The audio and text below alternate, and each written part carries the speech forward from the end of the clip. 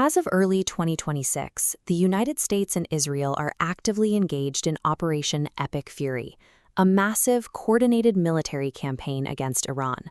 But despite the intensity of the fighting, the structural foundation of the alliance is fracturing. At the exact moment their military coordination has peaked, the underlying contract is beginning to crack. Israeli Prime Minister Benjamin Netanyahu recently shocked the international community by floating a proposal to end the $3.8 billion in annual military aid his country receives from Washington.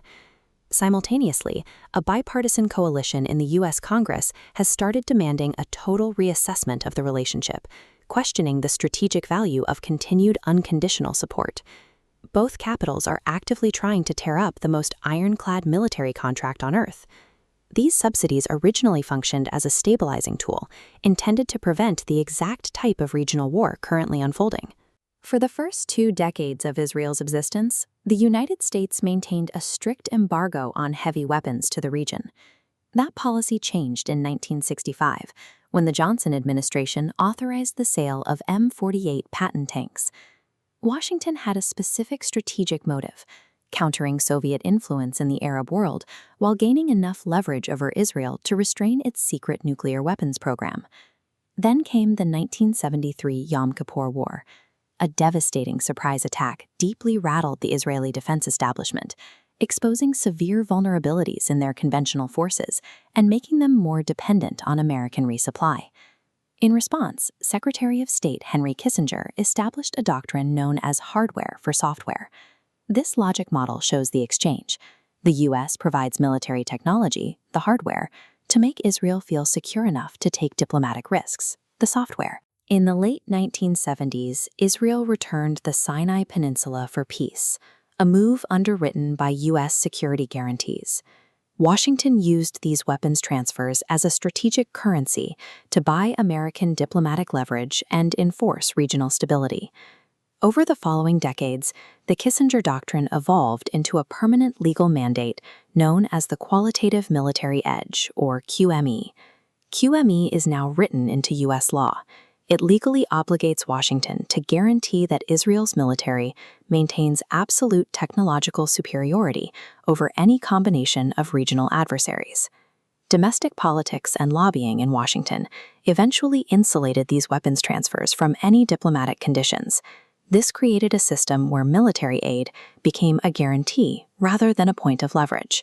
This data visualization tracks the breakdown of the original exchange. The scale completely tips. Financial and military aid rises steadily, while diplomatic concessions and territorial returns flatline entirely. Effectively shielded from U.S. pressure, Israel pivoted toward a force-centric security strategy. They expanded territory and escalated conflicts across the region, confident that the flow of American arms was no longer tied to their policy choices. This dynamic transformed the United States from a superpower dictating the terms of peace into a silent funder stripped of its own veto power. The protracted grind of Operation Epic Fury in 2026 finally demonstrated that the old dependency model had reached a breaking point.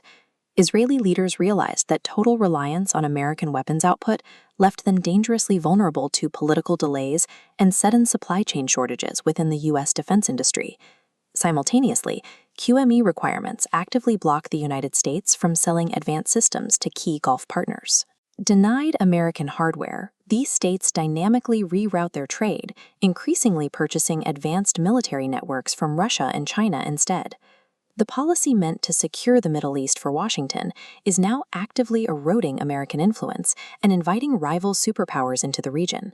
In response, a new framework is emerging, transitioning the alliance away from a patron-client dependency and toward a standard transactional partnership.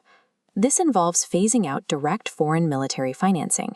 Israel would now be treated like other wealthy American allies, purchasing its own military equipment rather than receiving U.S. subsidies. The United States would maintain tight co-production on strictly defensive systems, like Iron Dome, prioritizing technologies focused on protecting civilian lives. However, offensive weapons would face much stricter conditions. Legislation like the Ceasefire Compliance Act aims to ensure that any future transfers align strictly with U.S. interests and international law.